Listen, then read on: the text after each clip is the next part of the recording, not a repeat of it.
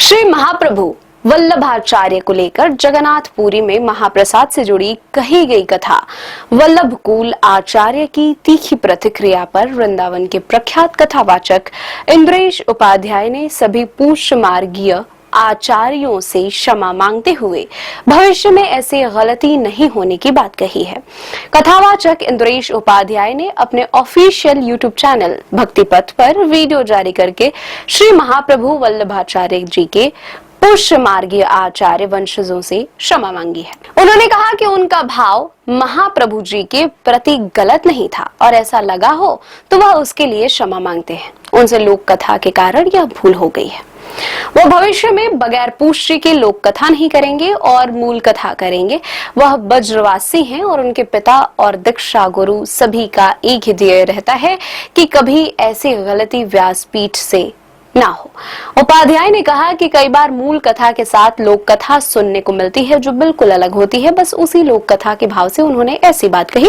इंद्रेश उपाध्याय ने महाराष्ट्र में कथा के दौरान श्री महाप्रभु वल्लभाचार्य जी से जुड़ी एक कथा सुनाई, जिसमें उन्होंने कहा कि जगन्नाथपुरी में श्री महाप्रभु वल्लभाचार्य जी को महाप्रसाद दिया गया।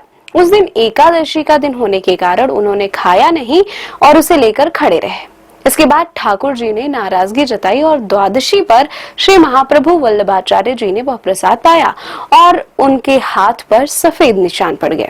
इस कथा पर पुष्य मार्गीय आचार्य ने नाराजगी जताते हुए कहा कि इंद्रेश उपाध्याय पर गलत कथा कहने की बात कही। इंद्रेश उपाध्याय ने कहा कि जब यह बात आई तो पुष्य मार्गीय आचार्य जी ने उन्हें प्रमाणिक भेजा, जिसमें लिखा हुआ था कि महाप्रभु जी को जगन्नाथपुरी में जब महाप्रसाद मिला तो वह उसके प्रति अनन्य आदर और आनंद से भर गए। उन्होंने पूरी रात महाप्रसाद की महिमा का स्तुतिगान किया और इस भाव विभोर आस्था में स्वतः ही द्वादशी लग गई, जिसके बाद उन्होंने प्रसाद ग्रहण किया।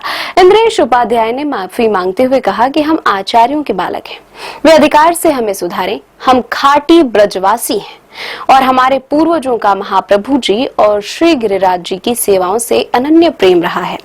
हमारी 46 वर्षों की गुरु परंपरा में कभी किसी आचार्य का अनादर नहीं किया गया। यदि भविष्य में कभी भी व्यासपीठ से कोई त्रुटि हो तो विवाद करने की वजह अधिकार पूर्वक फोन कर या मिलकर मार्गदर्शन दे, ताकि अगले ही दिन मंच से उसमें सुधार किया जा सके। उन्होंने संकल्प लिया कि घटना से सीख लेते हुए भविष्य में किसी भी लोक कथा को मंच से कहने से पहले संप्रदाय के आचार्य से पुष्टि करेंगे और केवल प्रमाणिक मूल के कथाओं का ही वाचन करेंगे।